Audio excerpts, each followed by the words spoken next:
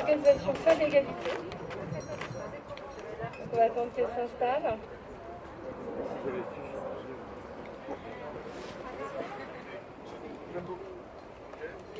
Oui. Déjà un petit mot pour nous présenter. Bon, moi je suis Anna Azaria de l'Organisation des Femmes Égalité. C'est une organisation qui s'est créée et qui s'est développée sur le terrain et dans la lutte. C'est comme ça n'a pas été une création dans un bureau autour d'un texte. C'est une création sur le terrain.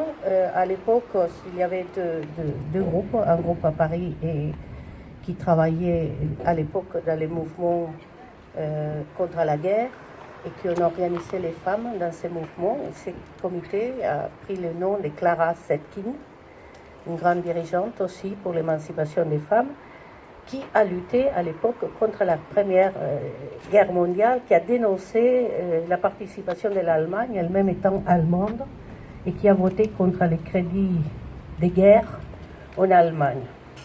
Et un groupe à Strasbourg qui a pris le nom d'Élise Michel, et que c'était des femmes des quartiers d'une cité populaire, qui se rencontraient une fois par mois pour sortir et manger. Et ces sorties ont peu à peu devenu des lieux de discussion sur toute une série de choses qui n'allaient pas. Elles ont décidé de faire un petit texte, une plateforme, et elles ont créé un comité. Donc, dans le mouvement, nos racines sont... parmi ces femmes de la cité, il y avait des femmes travailleuses à Paris aussi, et des femmes ouvrières à l'époque. Donc, c'est une association... C'est une organisation, on dit, mais qui a le statut d'association, qui a toujours eu l'objectif, depuis le début, de se battre pour porter les aspirations, porter et défendre les aspirations et les revendications des femmes des milieux populaires. C'est ça notre marque de fabrique. Les femmes des milieux populaires. Pourquoi? Parce qu'on pense qu'ils sont les plus exploités, les plus discriminées, celles qui vivent le plus durement l'oppression des femmes dans la société que nous vivons, qu'il faut bien l'appeler, c'est une société capitaliste. Alors, aujourd'hui, on va parler principalement des métiers féminisés, dont on a fait référence tout à l'heure, qui sont au cœur de l'inégalité salariale. Parce que ces 19% dont on a parlé tout à l'heure, qui, si on met le public et le privé, c'est 25% des différences de salaire entre les hommes et les femmes, l'explication de cette différence se trouve en bas de l'échelle des salaires, dans les métiers féminisés. Et je tiens quand même à nommer tous ces métiers, d'ailleurs les filles qui sont là en font partie, c'est des métiers où la grande majorité, il y a aussi Stéphanie qui vient d'arriver, la grande majorité des salariés sont des femmes. L'immense majorité sont des femmes. Et on va commencer par les métiers des soignantes. On a les infirmières, on a aussi les aides-soignantes, mais il y a aussi tout le personnel de nettoyage des hôpitaux, qui sont à 91% des femmes. Et la crise qu'on est en train de vivre, la Covid, nous montre l'importance des soins, l'importance des hôpitaux. Quand on tombe malade, qui nous sauve? Ce n'est pas le gouvernement, hein? C'est les personnels soignants qui sont d'un dévouement, d'un professionnalisme extraordinaire. Je peux le dire, j'ai eu un Covid assez sévère, intubé, en réanimation. C'est ces personnels qui m'ont sauvé, qui sont d'un humanisme vraiment extraordinaire. Donc, ce métier est indispensable, important. On a les aides à domicile. Là, on en a plusieurs aides à domicile. Non? Aïssatou, Assissa. Tu n'es plus aide à domicile, mais tu en as été. L'aide à domicile, très franchement, qui s'occupe des personnes âgées, qui s'occupe des enfants, des handicapés, des malades. Nous, on dit, elles font partie de la chaîne sanitaire. C'est l'hôpital à la maison. Et ça, il faut vraiment l'avoir en tête parce qu'elles font partie des revendications du personnel soignant. C'est l'hôpital à la maison et de plus en plus. Pourquoi? Parce qu'on a un hôpital qui a de moins en moins de places. On a des EHPAD où il n'y a pas de place. Il n'y a plus de place pour les handicapés. Ils sont à domicile. C'est elles qui s'en occupent. Il y a des malades aussi. Aujourd'hui, c'est l'opération, l'intervention en ambulante. Tu rentres, on t'opère, tu sors. Qui s'occupe de la récupération? C'est fait plus à l'hôpital. C'est elle qui s'occupe de ça. Donc, ça fait partie de la chaîne sanitaire. On a les agentes d'entretien, les nettoyages, la propreté, qui vont nettoyer les écoles, qui nettoient les hôpitaux, qui nettoient les gares, qui nettoient les parties communes des bâtiments. Elles font partie de quoi? De la santé publique. C'est une question de santé publique et on le voit encore plus aujourd'hui dans ces situations d'épidémie. Leur travail a été alourdi parce qu'il faut qu'elles nettoient tous les poignées des portes, les poignées des appareils qu'on utilise sur les lieux communs. Elles nettoient les bureaux. C'est aussi un métier indispensable. On a le commerce, les caissières et les vendeuses. Qui aurait pu imaginer avant?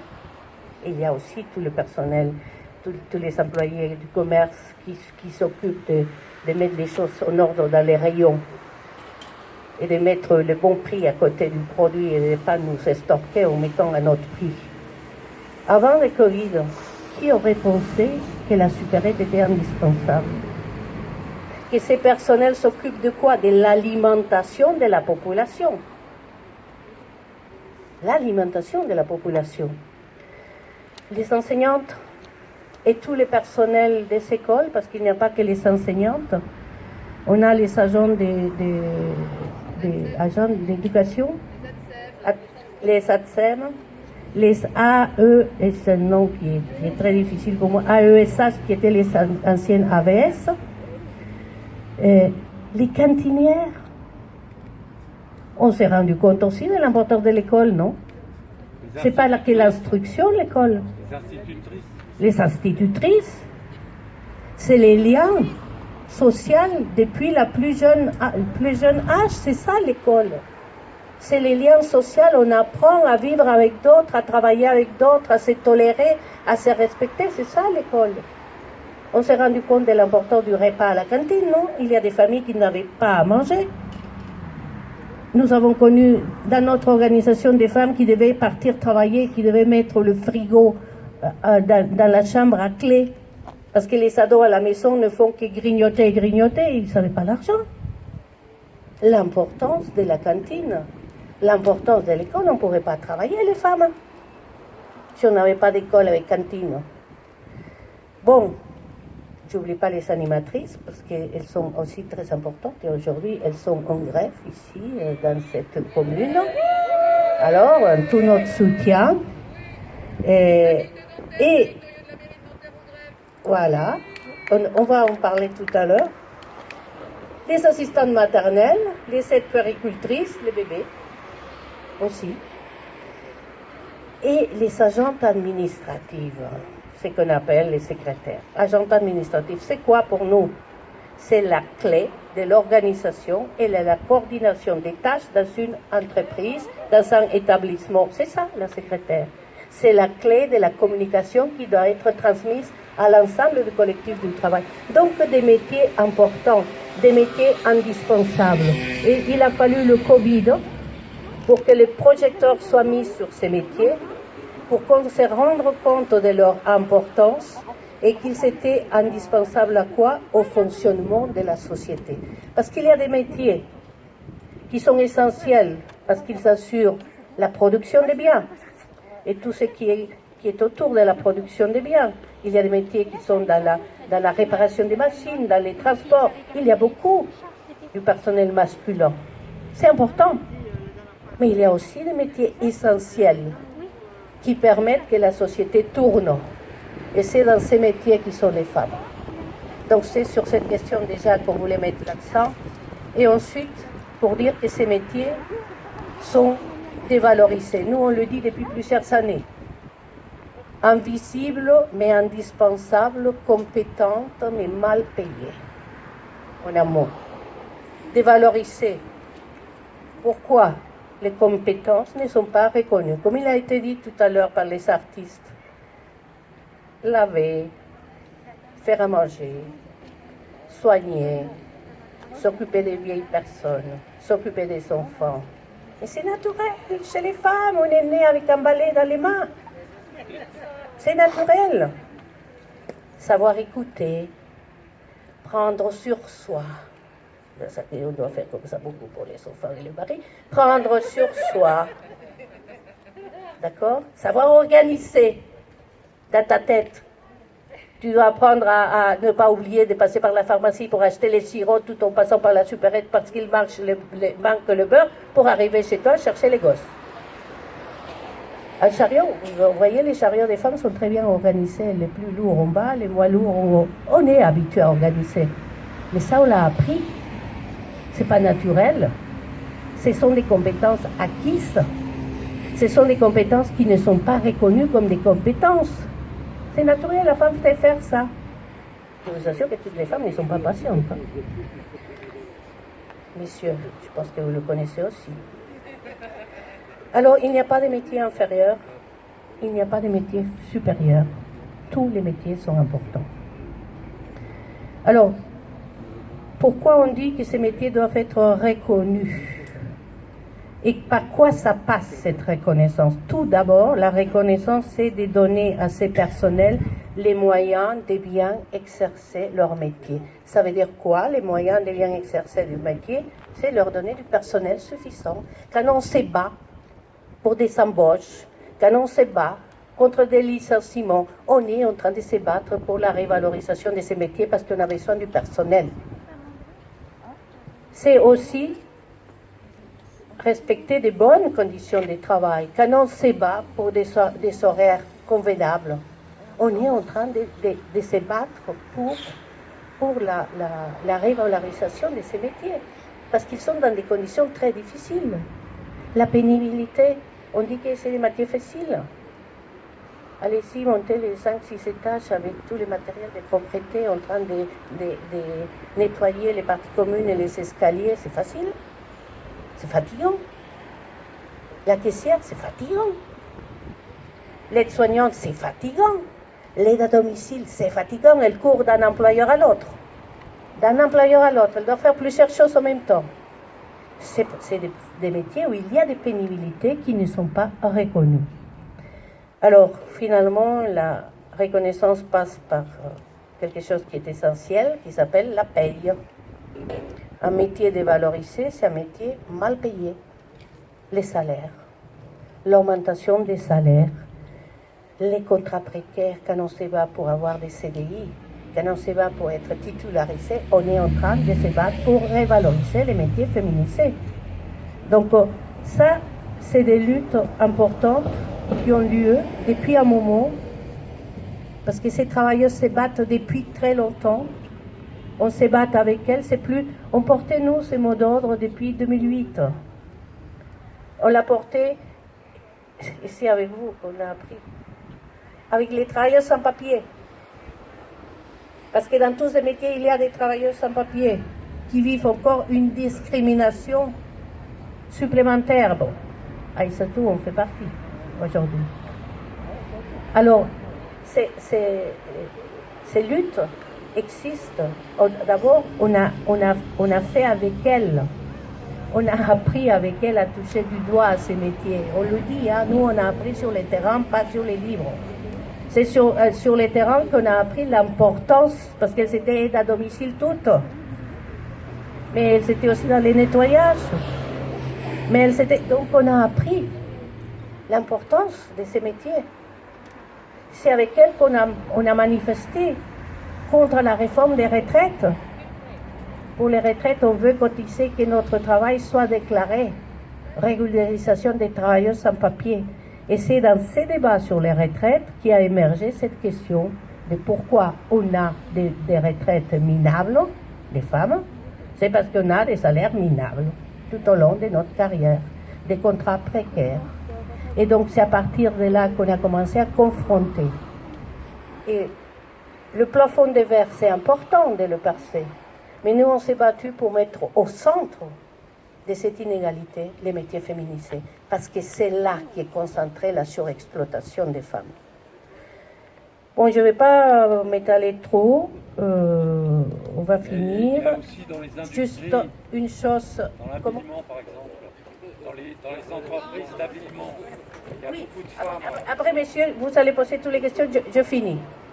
Je vais finir uniquement pour dire qu'il y a de nouvelles dynamiques qui sont en train de se créer dans ces métiers. C'est des métiers qui se syndicalisent, chose qui n'était pas évidente avant. Elles sont en train de se syndicaliser. C'est des métiers où on apprend la lutte collective. Les aides à domicile sont en train de se syndiquer et de faire des grèves, ce qui est extraordinaire parce qu'elles sont éparpillées. Elles ont commencé maintenant à se mettre en lien à travers Facebook. Et à travers une page Facebook, elles sont arrivées à se rencontrer dans une même entreprise parce qu'elles ne se rencontrent pas. Elles sont arrivées à faire grève. Il y a de nouvelles dynamiques. Il y a aussi une chose qui est importante, qui est en train d'avancer dans les têtes, la solidarité entre les salariés et l'usager, usagère. C'est essentiel. On le voit dans l'hôpital. Les revendications sont associées. Si on veut être bien soigné, il faut qu'elles soient bien payées et qu'il y ait du personnel suffisant. On le voit aussi dans l'école. On commence, y compris dans le commerce, si on ne veut pas faire des queues et trouver les produits là où le rayon correspond, c'est parce qu'ils ont besoin de personnel. D'accord? Donc, les revendications sont associées. Et c'est important parce que ça permet d'élargir le mouvement. Et pourquoi c'est important d'élargir le mouvement? Parce qu'on a besoin de créer un rapport de force important. Et pourquoi le 8 mars cette année, la grève féministe, on a appelé, y compris les hommes, à faire grève pour l'augmentation des salaires des femmes? C'est parce qu'on a besoin de tout le monde. Pourquoi? Parce que pour la révalorisation des salaires, qu'est-ce qu'on a en face? Le porte-monnaie du patron et le porte-monnaie de l'État. Et ni l'un ni l'autre veut lâcher. Ni l'un ni l'autre veut donner. Surtout en situation de crise, ils veulent nous estorquer encore plus. Donc on a besoin d'un rapport de force important. Ces élargissements sont indispensables. Et dès qu'on voit des piquets de grève, des femmes en lutte, là c'est les femmes des territoriaux de Nanterre, il faut aller leur apporter une solidarité parce que ces luttes ont besoin de soutien et je m'arrête là. Bravo. Vous avez parlé du salariat féminin qui est important. Je trouve que d'ailleurs votre exposé est formidable. Vous touchez beaucoup de points centraux sur la vie des femmes, notamment les caissières et le monde soignant et le monde d'éducation. Je pense qu'il y a aussi la culture. Il y a des femmes actuellement qui ne peuvent pas jouer dans les théâtres parce qu'ils sont précaires et puis ils n'ont pas de travail.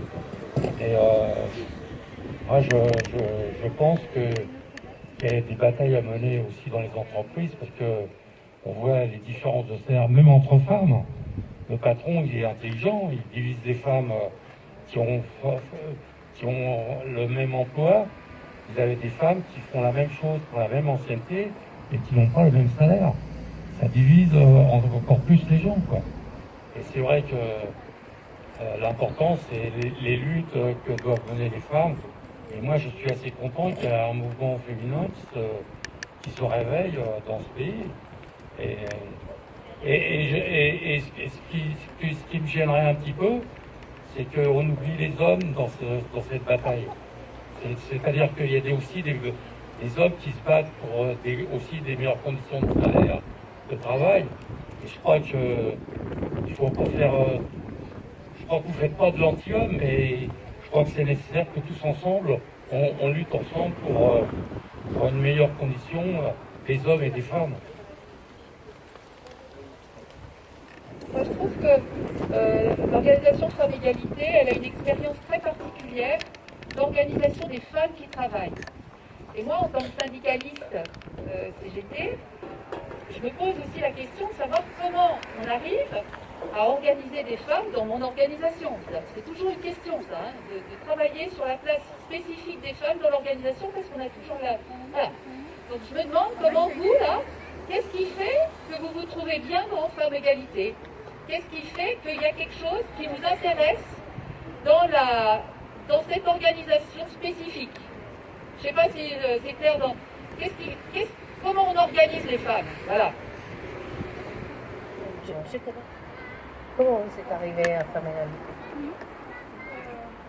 Pour rester. On ne vous torture pas pour rester. Merci. Qu'est-ce que je vais vous dire? J'ai rencontré, en fait, j'ai fait connaissance de Femmes Égalité en 2018. Voilà. En 2008, et c'est grâce à Femmes Égalité que j'ai eu mes papiers. C'est la lutte, bien sûr, grâce à la lutte. Et Femmes Égalité, bien sûr, que j'ai eu mes papiers. Et depuis, je suis restée avec Femmes Égalité parce qu'on continue la lutte pour d'autres. Il y a encore d'autres qui ne sont pas encore régularisés. Il y a beaucoup de choses. Voilà, depuis, je suis restée avec Femmes Égalité et la lutte continue. Voilà. J'ai connu Femmes Égalité par une amie, Florence, qui est là. Ouais. Là, je suis arrivée en France en 2018, donc je suis sans papier comme on le dit. Je travaillais avec une infirmière comme étant aide aux personnes âgées. Je faisais de maison en maison. Bon, je pouvais faire au moins 2 mois sans qu'elle ne me paye pas. Donc là, de bouche à oreille, comme on le dit, j'ai eu un autre travail que je commence à 7 heures et je finis à 18 heures. Donc là, je suis restée jusqu'au mois de début avril. Et la dame a eu un AVC. Elle est rentrée à l'hôpital. Donc je suis en arrêt pour le moment.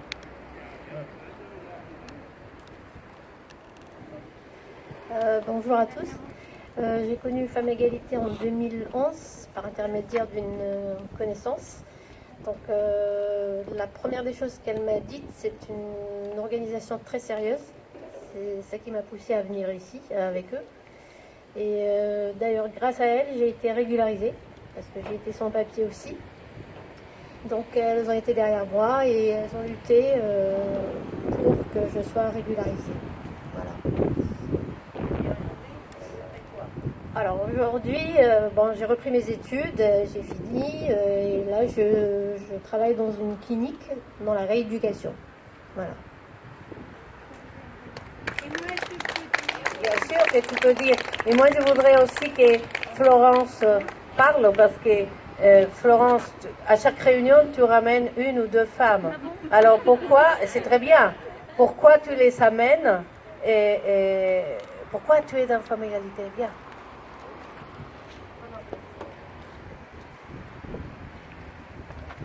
Bonjour, en fait moi je suis Florence. Bon, moi j'ai pas connu de problème de papier comme certaines, pendant 17 ans. Et j'ai bifurqué actuellement, je suis à AESH auprès des enfants handicapés, un métier à mi-temps, 20 heures, qui est précarisé. Et même si c'est avec l'éducation nationale, c'est des contrats seulement avant d'être titularisé, pas avant 6-7 ans au minimum. Donc c'est un métier où on a des conditions de travail pas formées, quoi. Et on travaille auprès d'handicaps difficiles, donc dans les écoles, les collèges et autres, quoi. Et du coup, oui, moi par rapport à quand j'ai des amis qui galèrent, ouais, voilà, dans des métiers, caissières, comme Aïssatou, des métiers auprès de l'humain. Et autres, Onora aussi, qui est aussi un peu caissière aussi, aux recherches d'agents machin. Donc je leur propose de découvrir l'association, ça permet d'avoir un appui vis-à-vis de tous, et une connaissance, et puis un soutien en union pour essayer qu'elles arrivent et puis être solidaires, quoi. Enfin, qu'elles avancent un peu dans leur projet, quoi. En gros, voilà. Catherine qui a posé la question de savoir pourquoi on milite à égalité. Elle est où, Catherine? Oui. Bon, moi, je tiens à dire un peu pourquoi j'ai adhéré donc à égalité, parce qu'avant, moi, je militais syndicalement pour une enseigne de la distribution qui, à l'époque, était Champion. J'y suis restée 8 ans. Dans cette période, j'ai eu des mandats de délégué syndical, secrétaire CHSCT, comité d'entreprise. Et j'avais envie de partir parce que je voulais voir autre chose. Et j'ai connu égalité à travers d'une autre militante d'égalité et il y avait une réunion publique. Et donc elle m'a invitée à cette réunion et les positions d'égalité rejoignaient ce que moi je voulais. Et c'est aussi parce que ça traite des problèmes spécifiques aux femmes qui ont des problèmes dans leur boîte aussi. Alors il y a des syndicats, mais c'est une autre manière de lutter et l'écoute elle n'est pas la même en fait.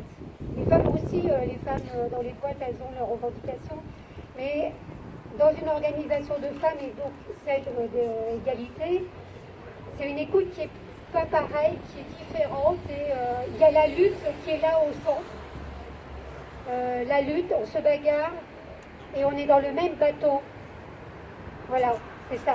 Il y a la solidarité, il y a le côté internationaliste et puis ça traite des problèmes spécifiques que voilà, une salariée dans une boîte va peut-être discuter avec des délégués, mais elle n'osera pas parler forcément des problèmes en dehors du boulot. Et dans l'égalité, on trouve ça, il y a la solidarité, il y a l'écoute et des positions qui sont bien spécifiques. On est d'accord, pas d'accord, il y a des échanges et on milite. Comme là, le 1er mai, voilà, on a décidé de rester et on a défilé comme on a pu. Et on essaye aussi pour celles qui justement ne sont pas organisées dans les entreprises, d'essayer quand elles rencontrent des problèmes, d'aller voir les syndicats. Si on a dans l'entreprise, on leur dit, voilà, allez voir, vous renseigner, vous défendre. On leur apporte notre soutien. Et c'est ça que j'aime dans l'égalité, quoi. Je retrouve un peu le côté militant, mais pas forcément syndical, mais associatif. Voilà. Merci Eva. Non, je pense que les choses ont été abordées, mais ce qu'il dit Eva, c'est vrai. Chez les femmes, tous les problèmes sont liés. C'est difficile de parler que de la revendication au travail. C'est pour ça aussi qu'il y a une place pour l'organisation, parce qu'on aborde beaucoup de choses en même temps. 2, on fait un travail de quartier. Et c'est dans les quartiers qu'on les rencontre, parce que ces métiers, on a dit tout à l'heure, les femmes ne sont pas très syndiquées, donc elles ne vont pas aller toquer la porte d'un syndicat, mais elles viennent à une réunion d'une association. Ou c'est des métiers où elles sont éparpillées, donc ils ne peuvent pas se trouver ensemble, elles viennent dans l'organisation. Et je vous assure que quand vous trouvez un collectif de femmes, quand on est, Sophie est venue à quelques réunions, on est 15, on est 16, on est 20, il y a une force, parce que c'est ça aussi qu'on essaye toujours de mettre en avant, la force qu'elle représente. Quel que soit le métier, caissière, aide-soignante, avec ou sans papier, et AVS, les problèmes sont les mêmes. Elles sont toutes en bas de l'échelle salariale. Elles sont toutes des métiers non reconnus. Il y a le manque de respect, on leur parle très mal. Et pour plusieurs, elles sont seules avec des enfants. Les problèmes sont les mêmes. Et rencontrer d'autres qui ont les mêmes problèmes. Et c'est toujours notre façon de faire, c'est de montrer qu'elles sont dans la vie des battantes. Elles sont des battantes. Elles sont une force, donc c'est cette force qu'il faut qu'on l'investisse dans le mouvement social pour répondre aux messieurs. Avec les hommes, nous n'avons pas... Non, c'est pour renforcer et élargir le mouvement social. Mais les femmes ont besoin de se rencontrer entre elles. Elles ont besoin d'élaborer elles-mêmes leurs revendications. Et une autre chose importante, c'est qu'on discute dans ces réunions des sujets d'actualité, politique ou sociale, qui les concernent, et qu'elles sont complètement capables de comprendre parce qu'elles le vivent. Et donc on met à la portée de tout le monde, par exemple, la réforme des retraites, par exemple, la réforme de l'assurance chômage, par exemple, la loi sur la sécurité globale, en quoi ça nous concerne? Par exemple, la loi sur les séparatismes, en quoi ça nous concerne? Par exemple, la crise sanitaire, la façon anarchique, parce que c'est chaotique ce qu'on vit. On a fait des réunions, on a discuté sur les vaccins. Est-ce que c'est important? Qu'est-ce que c'est un vaccin déjà? Qu'est-ce que c'est un vaccin? À quoi il sert? Est-ce que c'est important, nécessaire de se vacciner ou pas? Parce qu'elles sont dans des métiers où elles doivent se vacciner. Mais la façon comme les choses ont été gérées a créé une peur, une méfiance. Après, chacune fait son choix. Mais c'est des sujets qu'on met en discussion où toute question est bienvenue, y compris celle qui dit qu'il ne veut pas se faire vacciner. D'accord. Ou celle qui arrive dans la réforme des retraites avec son calcul pour savoir quel est son montant. D'accord. Mais on construit, on vient avec un argumentaire général, mais on insère ces témoignages et ces demandes dans cet argumentaire général. Donc voilà, je finis. On travaille beaucoup dans le quartier du Chemin de l'Île, dans le quartier du Parc, avec les centres socioculturels, dont Parc en Ciel, avec qui on a fait des marches des femmes dans les cités le 8 mars, parce que c'est aussi leur journée, n'est-ce pas, Josefa, qui était dans ces marches. On fait ces marches avec des banderoles. Je vous assure que rentrer dans une cité populaire avec une banderole qui dit non à la vie de galère des femmes, en scandant toutes, solidarité avec les femmes du monde entier, vous savez, les fenêtres, les balcons qui s'ouvrent et les gens qui nous applaudissent. C'est ça. C'est montrer leur force. Voilà, et on finit. Merci beaucoup. Non. Il y a deux interventions encore. Il y a deux questions. Oui. Donc, merci beaucoup. Voilà. Et après, on arrêtera parce que leur tour. Le besoin justement de se retrouver entre femmes, c'est vraiment très important, mais ça ne doit pas être que ça. Il faut vraiment donner de la force aux femmes, c'est-à-dire être sur le terrain, voir avec elles quelles sont leurs revendications et leur donner plus de confiance en elles-mêmes pour qu'elles puissent, elles sont aussi fortes que les hommes. C'est si tu prends une réunion où il y a hommes qui est mixte, souvent c'est très difficile pour les femmes de prendre la parole quand tu n'es pas habitué.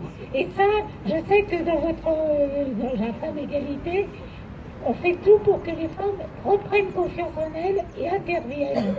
Et c'est très très important que les femmes ne sachent plus faire, qu'elles revendiquent de meilleurs salaires, parce que ça aussi c'est très important pour la retraite, parce que si tu as des salaires de misère à la retraite, tu as une retraite de misère. Et ce qui est très très important aussi, de se battre pour avoir accès à tous les métiers. Il n'y a pas des métiers pour les hommes et pas des métiers pour les femmes. Il ne faut jamais oublier que les patrons, ils ont tout intérêt à nous diviser. Et donc nous, il faut qu'on soit tous ensemble, et autant les femmes que les hommes. Moi, je n'ai pas insisté, parce que tu as dit plein de choses, je suis complètement d'accord.